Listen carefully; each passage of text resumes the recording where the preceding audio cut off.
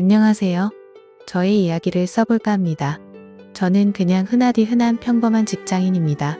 정말 이런 일이 있다는 게 믿기지 않을 만큼 저는 열심히 일해서 가정에 늘 충실했으며 아내와 함께 게임도 같이 즐기며 그 누구도 부럽지 않을 만큼 평범하지만 행복한 삶을 살고 있었습니다.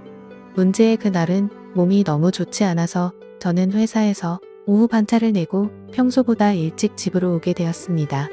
그런데 눈에 익었던 남자 신발이 현관에 놓여져 있는 겁니다. 눈에 익었던 신발은 저와 와이프가 함께하는 게임에서 알게 된 남자 동생의 신발이었습니다. 큰 충격과 함께 설마 하는 마음으로 거실을 봤더니 아무도 없더군요. 아직은 상황을 알 수 없었지만 아내가 외도를 하는 건가라는 생각에 심장이 두근대서 터져버릴 것 같았습니다. 근래 들어 화장실에 들어가서 2시간씩 배가 아프다고 안 나오는 일이 허다했었고 하지 않던 산책을 갑자기 나가곤 해서 평소와 행동이 달라 뭔가 미심쩍긴 했었습니다. 흥분된 마음을 다잡으며 거실을 지나 안방 쪽으로 가는데 하하호 웃는 소리가 적나라하게 들리는 겁니다. 정말 하늘이 무너지는 기분이 이런 걸까요? 너무 충격을 받은 저는 순식간에 달려가서 방문을 벌컥 열어버렸습니다. 두 사람은 같이 컴퓨터 게임을 하고 있었고 문을 여는 소리에 뒤로 돌아보고는 두 사람 다 엄청 놀란 표정을 짓더라고요.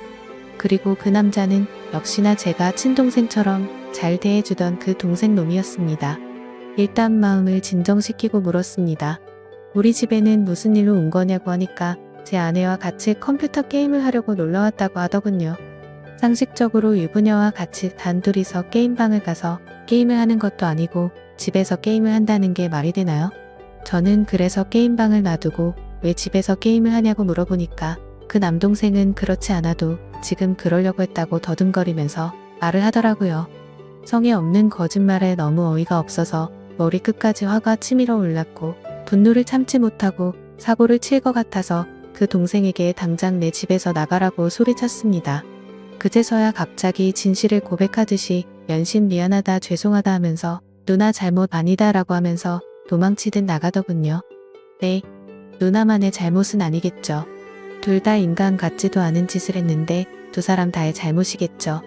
아내와 저는 조용히 한참 동안 아무 말 없이 있었고 제가 먼저 아내에게 말했습니다. 어린애도 속지 않을 거짓말 하지 말고 솔직히 말하라고요. 그러자 아내는 진짜 아무 일도 없었고 그냥 게임을 하려고 부른 거라고 말을 하더군요.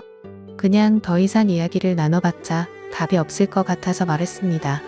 둘이서 아무 일도 없었다고 하더라도 이렇게 나도 없는 집에다가 남자를 불러서 게임을 했다는 거 용납이 안 된다. 이제는 믿었던 신뢰가 깨졌으니 더 이상은 이 결혼 생활을 이어갈 자신이 없다고 말했죠. 그리고 나서 일단 여행용 캐리어를 꺼내서 아내의 옷들을 집어넣었고 그제서야 아내는 그냥 별 생각 없이 부른 거라며 미안하다고 무릎을 꿇고 손을 싹싹 빌며 미안하다고 했습니다. 그런데 어떻게 이게 용서가 될까요? 아무 일도 없었다고 하지만 유부녀가 남자를 집에까지 불렀다는 거 자체만으로도 제가 모르는 사이 무슨 일들이 벌어졌을지 알 수도 없는 거고 상상조차 하기가 싫었습니다. 심지어 연애 때부터 절대 이럴 여자가 아니라고 믿고 살아왔기에 충격은 훨씬 더 컸었고 정말 지옥이 있다면 딱 이 심정이겠구나 싶더라고요. 아무튼 아내는 계속해서 미안하다고 같은 말만 반복하면서 버티고 있었고 결국 저는 장인 어른에게 연락을 해 지금 있었던 일 그대로를 말했더니 아무 말씀도 없이 전화를 끊더군요. 저는 그 길로 주차장으로 내려가 차에 타자마자 정말 난생 처음으로 정신을 놓고 펑펑 울어버렸습니다. 그렇게 몇 시간이 지나 장인어른이 집으로 오라고 해서 올라갔더니 술을 드시고 계시더군요. 근데 식탁 앞에 앉자마자 장인어른은 갑자기 삿대질을 하면서 가정도 지키지 못하는 게 네가 그러고도 가장이냐 한심하다 한심해 이러는 겁니다. 정말 충격에 충격을 받았더니 눈알이 뒤집어지더군요. 너무 화가 나서 앞에 있던 유리 물컵을 아래로 내리쳤고 유리 파편을 긁혀서 제 손에서는 피가 흘렀지만 너무 화가 나서 아픔도 느낄 수가 없더군요. 그 모습을 본 장인은 집으로 가시면서까지 고래고래 소리치고 현관문을 발로 차더군요. 정말 어떻게 인간이 이럴 수가 있을까요? 모두가 다 나가고 저 혼자서만 그 집에서 남아서 술을 마셨습니다. 정말 몸이 좋지 않아서 조퇴를 해서 몸 상태가 말도 아니었는데 몸도 마음도 엉망진창인 상태로 웃었다 울었다를 반복하다가 잠이 들었네요. 다음날 저는 아내와 얼굴을 보고서 마무리를 지어야 할 것 같아서 무작정 차를 몰고 아내의 친정댁으로 갔습니다. 근데 아내는 대뜸 한다는 말이 어떻게 매번 오빠만 생각해? 그냥 집에서 게임 좀 한 것 같고 왜 그러냐며 나 좀 내버려둬라고 하더군요. 정말 낯짝이 두꺼워도 본인이 그따위 짓을 해놓고 어떻게 저런 말을 할 수 있을까요? 정말 마음 다 잡고 가슴에도 눈알이 또 뒤집히더군요.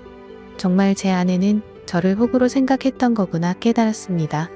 그래서 저는 물불 가릴 거 없이 다음날 곧장 이혼하려고 법원으로 간다고 두 사람에게 통보를 했고, 그러니 그 동생이었던 놈이 카톡으로 미안하다 어쩐다 하면서 답장이 오더라고요.